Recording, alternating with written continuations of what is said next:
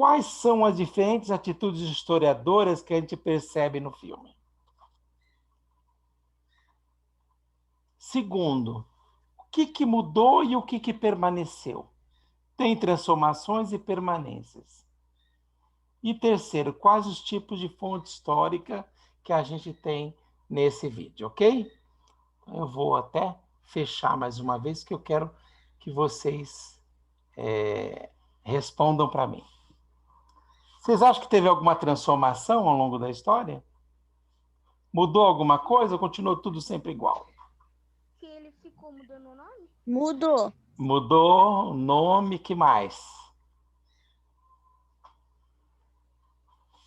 Mudou a profissão, eu acho, também. Uhum.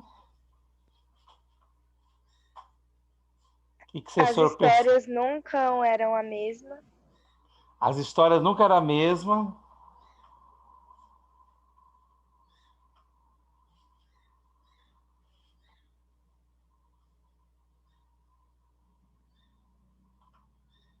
Até era engraçado, né? A história dela, mesmo quando ela mudava o nome, continuava, né? Ele falava, é Antônio. Aí era uma história. Aí ele fala assim, não, é Adalberto. Aí ela fala assim, mas você sabia que na minha família tem muito Adalberto? Mas ela tinha falado que tinha muito Antônio. Quer dizer, mudou o nome, mas a história continuou, né? Então, veja, tem permanências e tem continuidades, né? Tem continuidades, tem permanências e tem mudanças, tem transformações. As duas coisas são verdadeiras. Não é só transformação, porque nem tudo muda o tempo todo. Tem coisas que não mudaram, permaneceram, tá? E nem tudo é transformação e nem tudo é permanência, né? Então, assim como na história. Na história também é assim. Algumas coisas mudam, outras ficam. E é justamente por isso que a interpretação da fonte histórica nos permite observar o que mudou, o que permaneceu. Quais as semelhanças e quais as diferenças entre diferentes recursos. Então, é essa que é a questão fundamental que se coloca ali. Bom, uma outra coisa também, né? As atitudes historiadoras. Vocês lembram que na aula passada a gente falava de atitude historiadora. Qual atitude historiadora vocês acham que ali se desenvolveu? Deu para perceber no filme. Querem que eu lembre quais são? Então vamos lá. Preservar memórias? Isso, preservar memórias.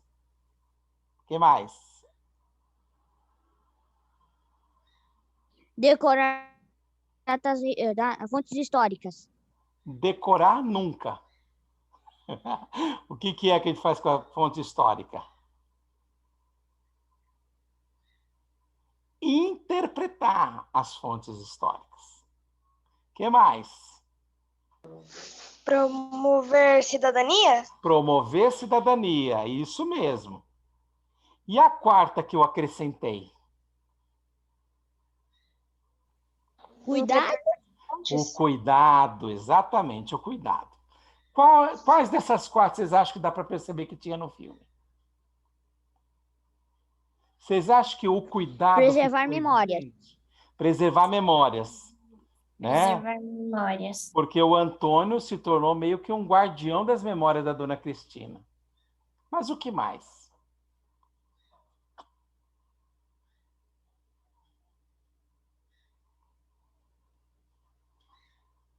Também formar cidadania. Porque o Antônio também foi se tornando uma pessoa mais responsável. Né? Ele foi crescendo e foi entendendo a relação dele com a dona Cristina de uma forma mais responsável. Tanto é que ele não fica com o relógio mais. Num primeiro momento, vocês viram, né? Ele pegou o relógio. Mas na medida que ele se torna mais responsável, mais consciente de quem ele é, do seu papel, do seu lugar, então ele se torna mais cidadão. Então, ele não fica com o relógio da dona Cristina. Ele devolve para ela o seu relógio.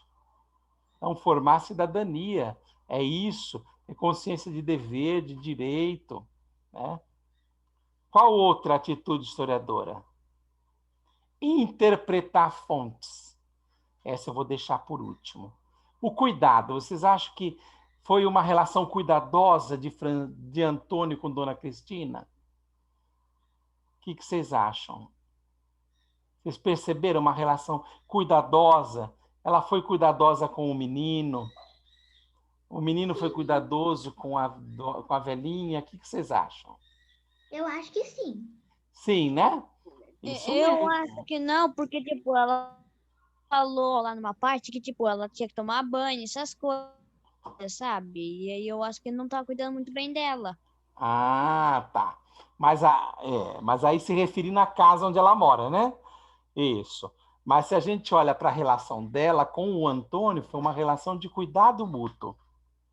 É verdade, você tem razão, né? Talvez o cuidado que o Antônio teve com a dona Cristina não seja representativo do cuidado que a dona Cristina mereceria na casa que ela mora e não estava tendo, né? Pode até ser, né? Agora, o que é importante perceber é que essa também é uma outra qualidade ali. E interpretar fontes. Vejam, quando a dona Cristina senta ali com o Antônio e começa a contar para o Antônio o que é que significa cada uma das suas relíquias, o que acontece com a relíquia? A relíquia é devolvida para a memória que ela esconde. E aí o que está acontecendo? Ali está havendo uma interpretação da fonte. Ela está olhando e fala assim, tá vendo essa conchinha aqui? Quando eu era pequeno, olha só, lá eu fui para a praia com 2 anos, e aí a minha mãe me deu essa conchinha. Veja, ela deu um significado para aquela conchinha, e ao dar o significado, ela interpretou aquela fonte. Então, a relíquia da dona Cristina ali virou o quê? Uma fonte para o historiador. Aí uma outra coisa importante, gente. O que é a relíquia para a dona Cristina, para o historiador, é uma fonte.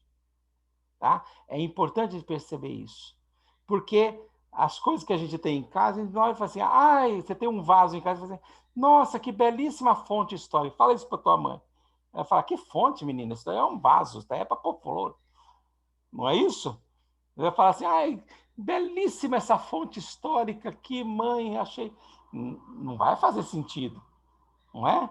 Porque naquele momento ela está ali com uma outra utilidade, ela tem uma outra finalidade.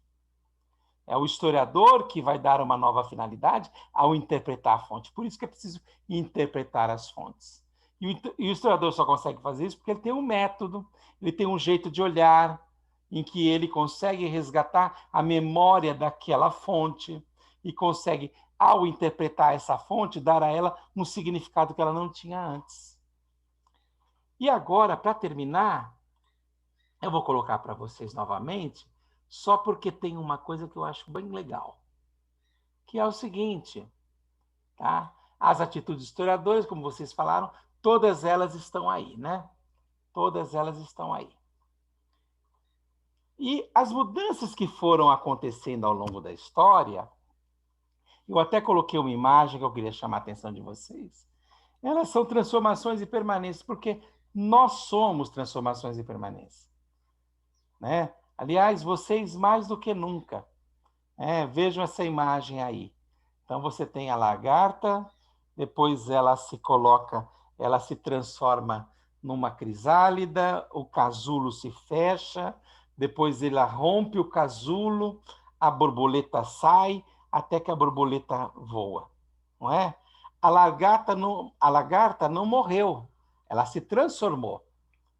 Então, nessa borboleta permanece uma lagarta, né? Só que a lagarta está diferente, porque ela sofreu transformações. Assim é o ser humano e é assim a nossa vida. Nós somos assim também.